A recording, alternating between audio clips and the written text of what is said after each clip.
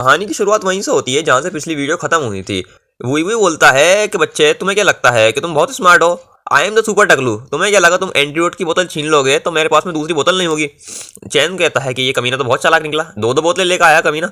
तभी जो वही वही होता है वो अपनी तलवार निकालता है और अटैक करने के लिए चैन की तरफ आगे बढ़ता है कि तुम्हें क्या लगता है कि तुम्हें मुझे हरा सकते हो, चलो फिर आ जाओ, हैंड टू हैंड हो जाए।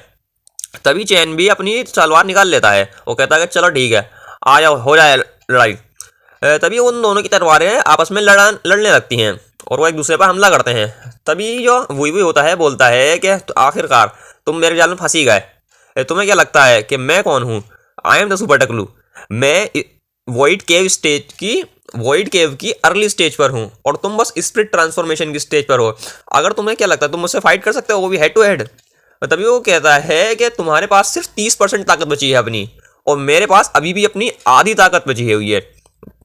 धीरे धीरे तुम्हारी ताकत कम हो जाएगी और उसके बाद मैं तुम्हारे टुकड़े टुकड़े कर दूंगा। चैन कहता कि यार इसने यानी कि इसने मुझे एक जाल में फंसाया है, यानी मैं इससे ज़्यादा कुछ नहीं कर सकता, अब मैं क्या करूं?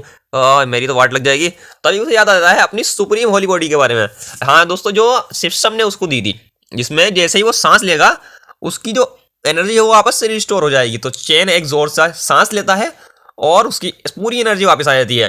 तो और वही भी शॉक्ड हो जाता है कि ये क्या हुआ, ये अभी तो इसकी सिर्फ 30% एनर्जी थी, ये इतनी जल्दी इसकी फुल एनर्जी कैसे हो गई? तभी जो चैन होता है वो इतना खतरनाक एक हमला वही पे करता है कि उसके लिटरली कपड़े वपड़े सब फट जाते हैं और पूरी बैंड बज जाती है और जो होता है घुटने पे आ जाता है कि भाई हमको छोड़ दो यार, छोड़ दो, माफ़ कर दो, गलती हो गई भाई, मुँह से निकल गई। और जो खजाना उसने लूटा था वो सब निकाल के देने लगता है कि यार ये लो, इसके अंदर तुम्हारा सारा खजाना है जो हमने तुम्हारे डिसाइपल से छीना था, ये ले लो, हमको छोड़ दो। तभी चैन बोलता है कि वो सब तो ठीक है, ये तो मेरा है ही, लेकिन एक बात बताओ, अगर तुम मेरी जगह होते तो क्या तुम सिर्फ इतना ही वापस लेते? आखिर मुझे तुमसे लड़ने में इतना मेरा जो टाइम वेस्ट हुआ उसका क्या? तो कहते हैं हाँ ठीक है ठीक है। तो और वो फिर अपने पास से एक पता नहीं बॉल जैसा कुछ निकालता है और कहता है कि ये एक वाटर प्रूफ मोती है, ये एक ऐसी चीज़ है जिससे तुम लिटरली पानी को कंट्रोल कर सकते हो, इसे ले लो और हमको छोड़ दो। तभी चैन कहता है कि अच्छा चलो ठीक है, मैं इसे रख लेता हूँ, और वो उसे ले लेता है और वो कहता है कि जाके अपने जो सेक्ट लीडर है उसको बता देना कि अगर उन्होंने इमोर्टल चांस होली लैंड के बंदों से पंगा लिया तो मैं आऊँगा और उनका तुम्हारा पूरा सेक्ट बर्बाद कर दूंगा। वो भी रोते हुए कहता है वही कि ठीक है सर, ठीक है मैं बता दूंगा।